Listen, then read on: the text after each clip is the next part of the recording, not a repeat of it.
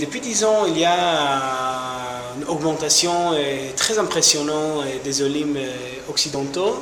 Et les francophones, les anglophones, les gens qui parlent espagnol, en fait, sont la majorité aujourd'hui des olim de Tel Aviv, plus que les Russes, les gens qui viennent de l'Éthiopie.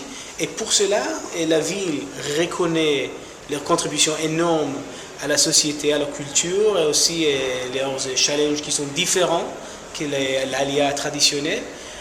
La ville présente une série de services spéciaux pour ces gens-là. On fait un plan de 5 points. Et la chose la plus importante, c'est l'emploi. Ils ne trouvent pas d'emploi qui travaille bien avec leur niveau de travail, d'expérience et d'études. Alors, aide en trouvant d'emploi, en prenant hébreu d'emploi, cherchant emploi dans le marché ici en Israël. Alors, emploi, logement, comment chercher un appart et quel type de contrat il faut signer, il ne faut pas signer. Culture israélienne et comment s'intégrer dans tout ce qui se passe dans cette ville est super plein de culture. Et quatrièmement, c'est accès à services municipaux en 3 langues pour qu'ils sachent comment s'inscrire, comment inscrire les enfants aux écoles et comment payer l'arnona et toutes ces choses-là qu'ils ne comprennent pas forcément au début.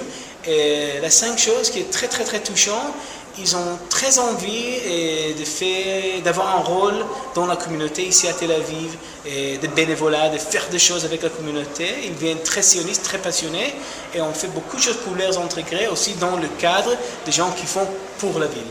D'accord. Alors il y aura des employés municipaux spécialement qui parlent les langues. Oui. En fait, nous avons employé une femme qui parle 3 langues, anglais, français, espagnol, et elle va travailler 3 fois par semaine dans des horaires fixes, 2 fois par semaine à l'Ulpan Gordon, dans le nord de Tel Aviv, où beaucoup de gens se trouvent, et une soirée par semaine ici à Mazetesha, le centre des adultes jeunes à Tel Aviv, dans le centre de Tel Aviv. Alors dans ces 2 endroits-là, avec les horaires fixes, toutes les semaines, elle sera ici, elle donnera service dans 3 langues, elle répondra aux questions, elle aidera aux gens à remplir des formes, chercher info, et en général, elle va accueillir les gens, les olim, et dans n'importe quelle question qu'ils ont pour la ville. D'accord. Alors à qui il faut s'adresser ?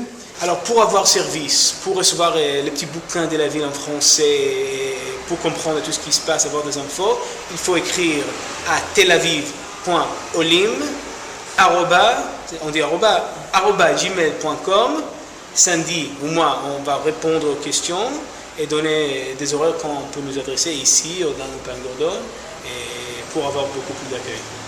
Et aussi, on a une page Facebook qui s'appelle Olim in Tel Aviv, qui aussi c'est la site Facebook officiel de la ville, où on va donner informations et aussi répondre aux questions que j'en poste là-bas dans 3 langues.